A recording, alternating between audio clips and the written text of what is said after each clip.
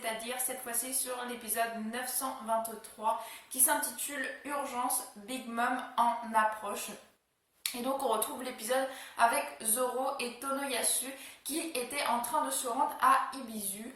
Et donc ils allaient découvrir, enfin surtout Zoro allait découvrir un nouveau village donc originaire de Wano. Donc Zoro se rend compte que c'est un village avec uniquement des personnes qui rient aux éclats. Donc bien sûr ça nous fait penser à la petite fille qu'on avait croisée qui s'appelait Otoko.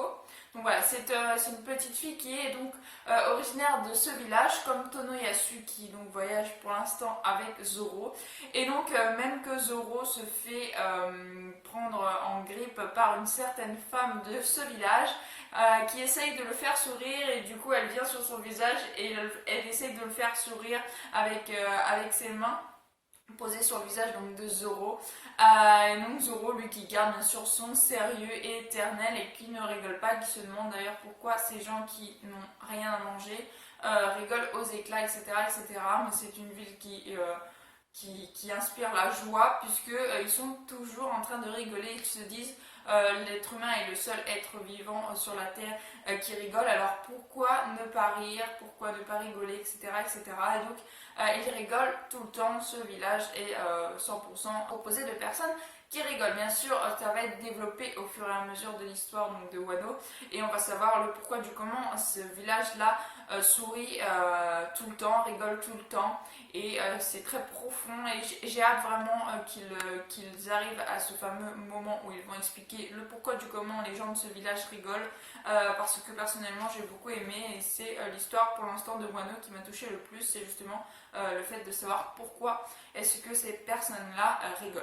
Ensuite, on retourne du côté d'Orochi qui bien sûr avec la dame Loiran qui est arrivée, Murasaki qui est arrivée justement au palais d'Orochi, qui vont tenir une espèce de fête, un banquet. Et donc on s'aperçoit qu'Orochi gâche la nourriture parce que par exemple il leur apporte un plat de poulet et Orochi ne veut pas manger de poulet, et donc en gros ils vont dire qu'ils vont clairement mettre ce plat qu'il n'a pas voulu à la poubelle. Pareil, il rejette un autre ou deux autres plats jusqu'à avoir le plat qu'il voulait vraiment manger et qu'il va manger. Donc les autres plats vont finir à la poubelle. Or qu'il y a beaucoup de villages à Wano qui auraient besoin de cette nourriture et que eux l'accepteraient sans rechigner parce qu'ils sont au bord de la mort, parce qu'ils n'ont pas de nourriture, et Orochi se permet de gâcher la nourriture. On retourne du côté de Zoro et on apprend qu'il y a celui qui prend aux riches pour donner aux pauvres, qui justement est intervenu dans le village d'Ibizu il n'y a pas plus tard que la nuit dernière, et donc ils sont tout contents et tout, ils se sont fait des plaisirs justement avec cet argent qui leur est tombé du ciel, si je puis dire. Donc on ne connaît pas ce fameux personnage qui prend aux riches pour donner aux pauvres parce qu'il agit la nuit et que personne ne l'aurait vu vraiment pour l'instant. Donc ils sont vraiment tout contents, et là encore bien sûr ils rigolent, ils sourient, etc. etc. Peu importe ce qu'il se passe, peu importe que ce soit triste ou joyeux, les habitants d'Ibizu sont toujours en train de rigoler. Il y a même une petite fille qui vient donner de l'eau pure justement qu'elle a achetée grâce à l'argent qui leur est tombé du ciel cette nuit, qui vient offrir donc de l'eau pure à Zoro. Zoro tentait de refuser. Je pense que c'est juste qu'il n'avait pas spécialement soif et qu'il en avait beaucoup moins besoin, surtout que ce village-là, qui se contentait de rien finalement. Donc Zoro essaye de refuser, mais après, voyons la petite fille qui avait énormément envie de lui donner ça. Elle se disait que si Tonoyasu avait emmené Zoro à leur village, c'était forcément que c'était quelqu'un de bien, et donc il voulait lui offrir quelque chose pour le remercier.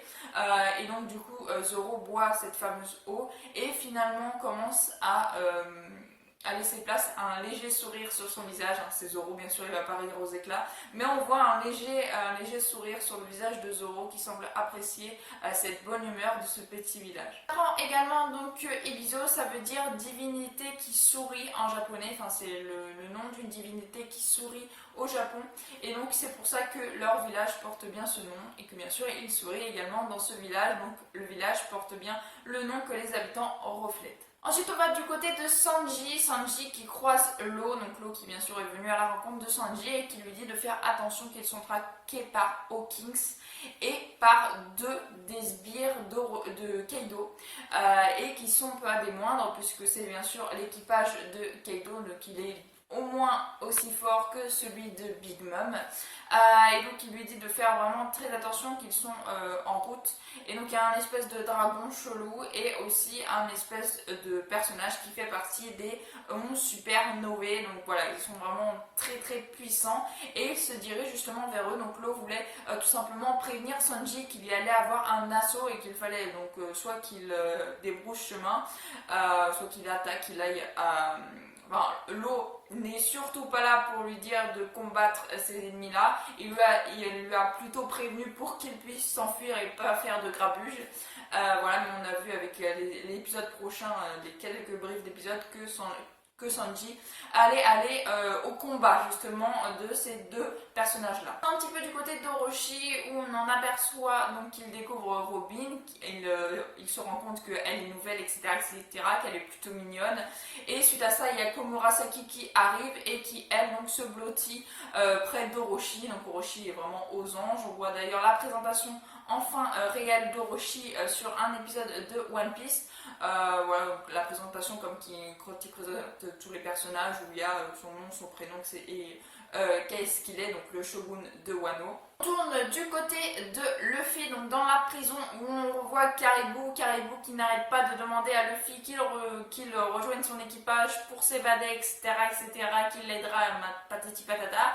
Il raconte même une rumeur comme quoi Kid se serait enfui parce qu'il a perdu un bras suite à un combat contre Big Mom. Bien sûr, juste après, on a Kid qui intervient et qui dit que son bras qu'il a perdu, c'était pas contre Big Mom, mais contre l'équipage de Shanks le Roux.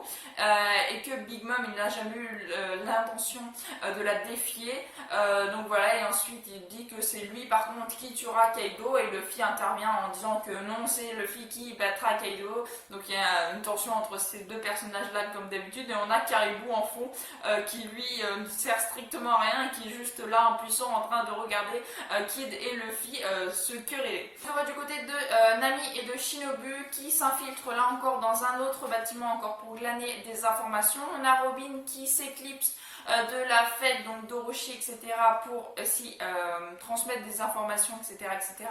On voit aussi Brooke qui est dans un espèce de puits qui sort de son corps, donc qui fait comme il fait là avec son âme, qui sort de son corps et qui est en espèce de fantôme totalement, qui cherche également des informations et qui semble avoir découvert des poneglyphes.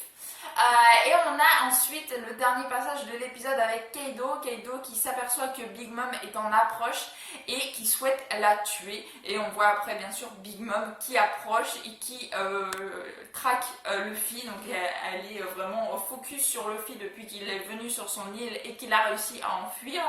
Et bien sûr Kaido donc qui veut la tuer, et ensuite on a bien sûr tout l'équipage, ou une grande partie en tout cas de l'équipage de Big Mom qui est sur son bateau et qui nous refont les présentations, etc. Et l'épisode se termine bien sûr sur un beau cri de Lin Lin, donc de Big Mom, qui clôture cet épisode plutôt très sympathique où on a quand même beaucoup de passages divers et variés. On n'est pas resté sur un seul endroit, on a vraiment été à plusieurs endroits dans cet épisode. Donc franchement moi j'aime bien quand ça reste pas juste sur un endroit, qu'on en apporte beaucoup en un seul épisode, ça j'aime beaucoup. Donc voilà, j'ai beaucoup aimé cet épisode, je trouvais plutôt sympathique. Donc voilà, dites-moi ce que vous en pensez dans les commentaires, ça m'intéresse de savoir. En tout cas j'espère que cette vidéo vous aura plu. Si elle vous a plu, n'hésitez pas à liker, à commenter, à partager et à vous abonner, ça fera vraiment très plaisir. Je vous souhaite une excellente fin de journée, portez-vous bien et moi je vous dis à la prochaine. Ciao ciao.